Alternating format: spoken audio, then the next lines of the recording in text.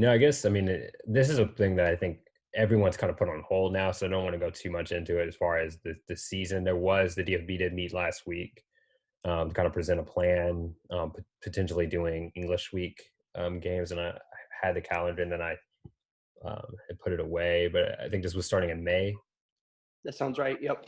was when this would potentially start. Assuming that we'll play the game and say that it does start. I'm not convinced that it'll start then, but again, that's the current plan, to really squeeze those games in, not have any fans. Um,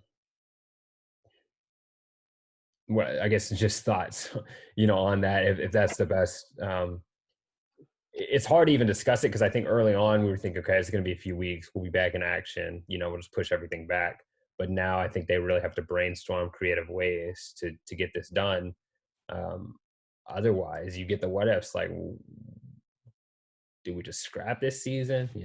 It's a really weird situation, I think, for the DFB to be in. Yeah, I mean, I'll be honest. There is, as a fan, for me, some selfish aspects of it.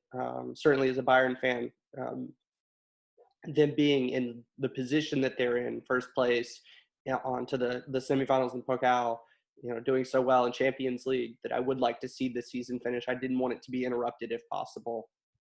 Obviously, that all has to change given coronavirus and making sure that people are healthy, and we deal with this problem. Obviously, this is way more important than excuse me, way more important than any of that, any of those games. But I would like to see the season finished if possible. I'm glad that we pushed out international competition. I think that was the right move. Um, you need to finish what's in front of you first. Um, yeah, it's just so hard because you just really never know at this rate when it could start. Um, I but guess yeah, I mean, my thoughts, I didn't articulate that really well, but I guess just one of my hesitations too is you have all this time off, and then you're looking at squeezing even more games than you already were playing, into that small window. And I wonder, fitness. Obviously we get guys like Lewandowski, like guys are getting back from injury now. yeah, You're going to tell them, you're going to play 3 games in a week, after you've been off for well over a month. It just seems. I mean, I understand you have to do what you have to do, but I just wonder how well that could all work out. well, I mean, if we look at it this way, it's not it's not that far off of what the Premier League has been doing. They play significantly more games, both in their league, without the winter break happening there. So there's not the stoppage from that. They have significantly more cup games, for the Premier League teams, at least, with their Carabao Cup and their FA Cup games. So it's not unusual for these guys. And I think players, would be able to stand up to it for the most part. I think the teams that have the depth of a team, in this case, your Leipzigs, your Dortmunds, even your Bayerns, like those guys will get playing time because there's going to be a lot more games suddenly. Chelsea So, fan, though. Talking I'm about the sorry. competitions. Sound like a Chelsea fan. Competitions. Remember, they had a lot to say about Bayern's easy schedule. So Well, things change, and it, yeah, yeah, yeah. Certainly, it's just as you said. As a fan, we're ready to get football back, but obviously, safety's got to be priority, and it's tricky, tricky situation. And I mean, I just can't imagine for the DFB, planning because as it's even difficult to even talk about it. I think at this point, like we could talk about it, but it's, may not happen. Like why waste time talking about games here and there that are just going to get pushed back? And I just can't imagine being in those DFB meetings, drawing up these plans, thinking we have really no idea. yeah, I mean, you feel like they have to be meeting fairly regularly and almost changing every single meeting, you know. And I think we saw that there was like 3 or 4 different options, which I think is smart. Um, but it's crazy as a from a logistics standpoint. As someone who sort of nerds out on stuff like that, that even that doesn't seem like a cup of tea or anything that I would want to get a part of. Yeah, I mean, they said even things getting down to like using the stadium, because you have concerts and things that we're expecting the season to be over, that may be booked, certain stadiums and things like that, especially when you look at international play. It's just crazy. And then the other one that Steven brought up, I think it's worth noting too, is transfer window in July. And Transfer Mark had a quick post about that because I think that was a question a lot of people were asking. And they basically say, hey, look, if games get pushed back past July, players aren't contractually bound to that team anymore. If their contract's up, they can go elsewhere, which would be a really interesting dynamic. I mean, I know we see that in the winter, right? When games will, so I guess even summer, when games will start and there'll be a few weeks where you can bring in a new player, before the window's closed completely. But it would be very interesting to see that at the tail end of a season. Right. Yeah. It's one thing to start your first few league games or have it a super cup or whatever, but to realize that, your cup final or your last game of your, to avoid relegation or to get promotion or to get a European spot or even the Champions League final, like be like, oh, so and so didn't play.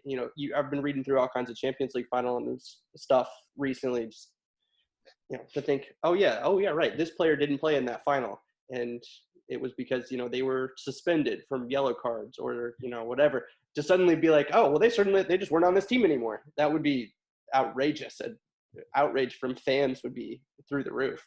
Well, I'm thinking you can pull a deal, bring in Leroy Sané, have him to help wrap up the season title and all that. Like that, that's It goes wild. both ways. It's wild. So I mean, it'll add some excitement. Obviously, when we get to that place, I think we'll be excited enough to have football back, if and when we get that this year. But I think that would definitely be in for a treat. I think just as far as seeing something we've never seen before.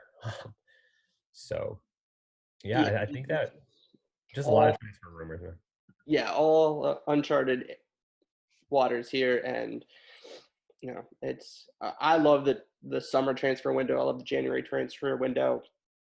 I don't like this because nothing can happen, um, and it's so unofficial, and it's just like ridiculous rumors, just floating about. Yeah. I think we cover the good ones. I think for the most part, because that was one of my concerns too. Is like let's not even entertain some of the nonsense that's out here. Yeah, Um, I really do think that these contract talks are the ones that people need to be focused on. Even some of those are kind of outlandish, but that those are things that can get done right now, and I think that right. clubs are really pushing to get done right now. Since you do have that downtime, let's get these negotiations and get some of these contracts wrapped up. So as fans, as you're watching, specifically if you're not as familiar with transfer period, can you speak for me if I'm wrong here? But that's what I would focus on right now.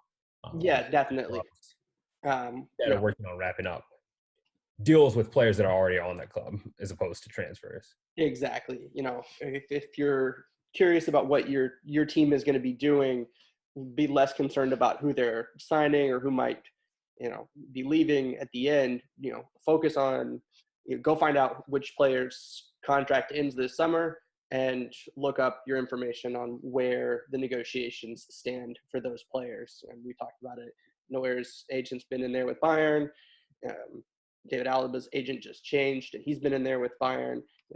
Guys are trying to, at worst, lock down their current players, because if there's no money to be had to go buy new players, you don't want to be losing the ones you already got.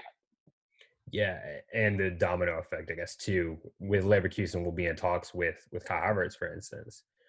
So he can say he wants to go to Bayern all he wants to, but if Bayern don't have the funds to buy him and he gets a contract in front of him, that's that.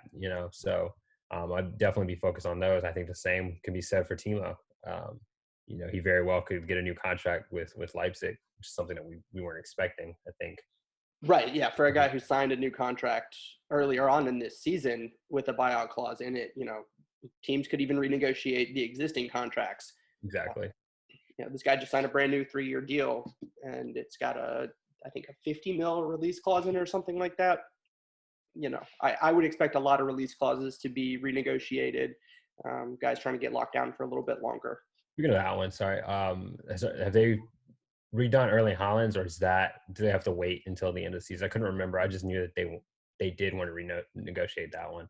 They do want to renegotiate it. I don't believe it's been done. My understanding was he was not able to leave this summer. Right, His okay. his buyout But clause. they want to adjust the buyout clause for future. Correct. They wanted to adjust that, Yeah, but next. it does not take effect until 2021 or whatever it is. Because that's another one that's weird. Again, seeing such a high profile move in the winter can Yeah. throw things off like that.